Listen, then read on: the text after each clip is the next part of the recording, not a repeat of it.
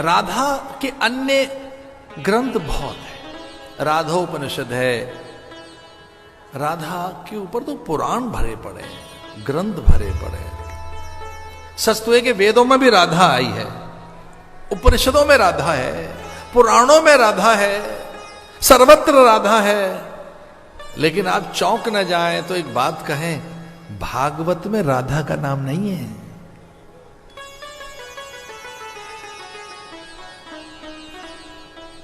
पूछा था ज्ञानियों ने, महापुरुषों ने, देवताओं ने कि राधा का नाम क्यों नहीं है भागवत में। तो सुखदेव मुनि ने कहा कि अपने गुरु का नाम कैसे लें, जैसे राधा नाम जिह्वा पर आता है समाधि लग जाती है, ध्यान में चले जाते हैं। और एक बार मेरी समाधि लग गई तो फिर नहीं खुलेगी वर्षों। ये कथा कौन सुनाएगा, ये परीक्षित का तारण कौन करेगा, परीक्षित को मोक्ष कौन देगा। और मुझे 7 दिन कथा सुनानी है, होश में रहूं मैं बहक न जाऊं, ध्यान में न चला जाऊं। कथा तो रस, राधा तो रस का नाम है, राधा समाधि का नाम है। अगर मुझे एक बार भी राधा मेरी जिह्वा पर आ गया तो रस, आनंद, प्रकाश, समाधि में डूब जाएगा मेरा मन। एक अच्छी सी कथा आती है। एक बार सब देवताओं ने मिलकर भगवान के चरणों में प्रार्थना की। यद्यपि प्रार्थना तो वो ब्रह्मा की ही थी, बड़ी विचित्र प्रार्थना। ब्रह्मा ने कहा हमने आपके सारे अवतार देखे, दशावतार, ये 24 अवतार, उनके सच रहस्य, उनके तत्व के हम ज्ञाता हैं, लेकिन आपका मूल रूप देखना चाहते हैं। हे नारायण, हे ब्रह्म, हे ईश्वर, हम तेरी निजता, तेरे अस्तित्व, तेरी सत्ता, तेरे स्वरूप और तेरे एकांतिक रूप का हम दर्शन करना चाहते हैं। भगवान ने कहा ये आप चाहते हैं कोई और? तो उन्होंने कहा चाहते तो महादेव हैं, हमको आगे कर दिया उन्होंने। चाहते तो महादेव हैं, इनसे पूछ लो।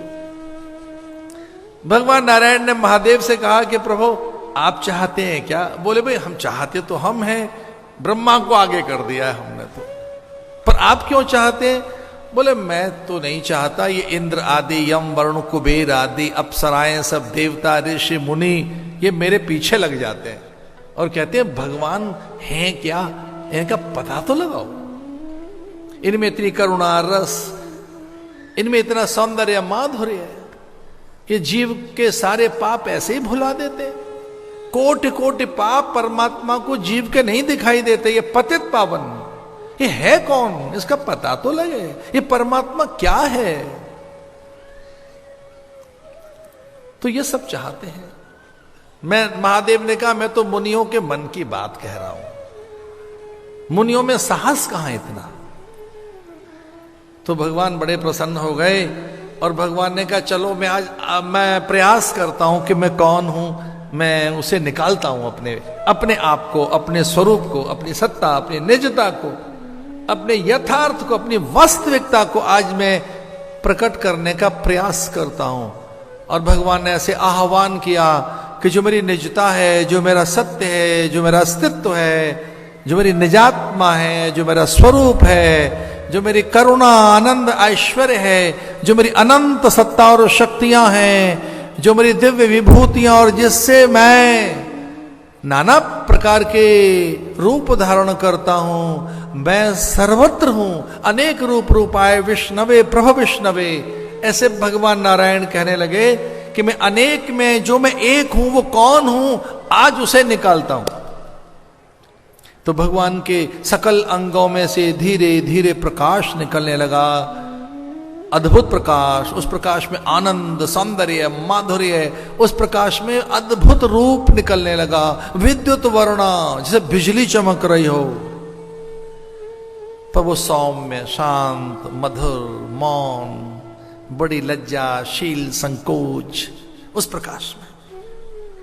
बड़े लोगों में लज्जा होती है, जितना बड़ा होगा उतना ही लज्जावान होगा। लज्जा कहां रहती है, शील संकोच कहां रहता है? अरे बड़े ये थोड़ी बताएंगे मैं बड़ा हूं, सिद्ध थोड़ी कहकर ढिंडोरा पीटते हो, आओ आओ मैं सिद्ध हूं, मेरे दर्शन कर लो। साधु को तो बड़ा संकोच होता है, साधु तो बेचारा छुप के रहता है, किसी को पता न लगे हमारी समाधि सिद्धि शक्ति विद्या विभूति का। साधु तो छिप के रहते हैं, वो बताएंगे क्यों? साधु अपनी महानता का कभी बखान नहीं करेगा। वो तो कभी कभी चेलों को पता लग जाती है कि हमारे गुरु में कोई वैशिष्ट तो है, वो ढूंढे, हम थोड़ी नगाड़ा बजाएंगे।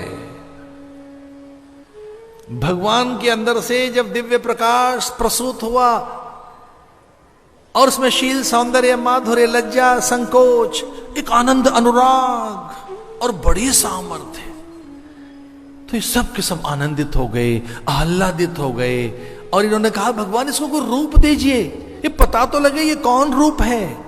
इतनी लज्जा शील सौंदर्य माधुर्य ऐसी महानता, ये कौन है जो आपके भीतर है? तो भगवान ने कहा मेरी शक्ति, ये मेरा ही रूप है, इसी से मैं सब जग रचता हूं, इसी से मुझे सब कुछ प्राप्त है, तो इसे निकालिए। और भगवान ने जैसे ही प्रकट किया वो रूप, तो एक सुंदरी षोडशी काया उनमें से निकल आई, 16 वर्ष की दिव्य एक नारी। तो सबने पूछा ये कौन है? तो भगवान ने कहा ये मेरा सौंदर्य माधुर्य, इनसे ही सब कुछ मुझे प्राप्त है, ये पराम्बा। पर ये है कौन? और भगवान ने आनंद अनुराग में कह दिया ये राधा, ये राधा है, ये राधा है, ये राधा है, ये काम के लिए प्रदा, ये राधा राशेश्वरी रम्या, जो मुझ में रस है, जो मुझे रामता अभिरामता है, विशालता है, विराटता है, जो कुछ भी मुझ में ऐसा है जिसके कारण मैं ईश्वर हूं, इनके कारण ये राधा, ये आनंद, ये षोडशी हैं, तापसी हैं, दिव्या हैं, मधुरा हैं, मंगला हैं, कल्याणी हैं, भवानी हैं, जया हैं, परा हैं, अपरा हैं, परा परया सपरया परा परा अपरा अपरया है। ये कौन है? ये नित्या है, शुद्धा है, बुद्धा है, मंगला है, कल्याणी है, तारणी है, ये जया है, ये ललिता है, ये राज राजेश्वरी पराम्भा, इनके बिना मैं आधा, ये राधा, ये राधा है, ये राधा है। सुखदेव मुनि की गुरु राधा है। सुखदेव मुनि ने दीक्षा राधा से ली, रस की दीक्षा, आनंद की दीक्षा, माधुर्य की दीक्षा, मौन की दीक्षा, मांगल्य की दीक्षा, भगवत्ता की दीक्षा। इसे सुखदेव मुनि ने कहा मैं जरा सा भी ध्यान राधा का करूंगा तो मैं समाधि में चला जाऊंगा, रस में डूब जाऊंगा, अपने गुरु की भक्ति में लीन हो जाऊंगा। कथा कौन सुनाएगा? कथा तो रुक जाएगी, फिर ठहर जाएगी।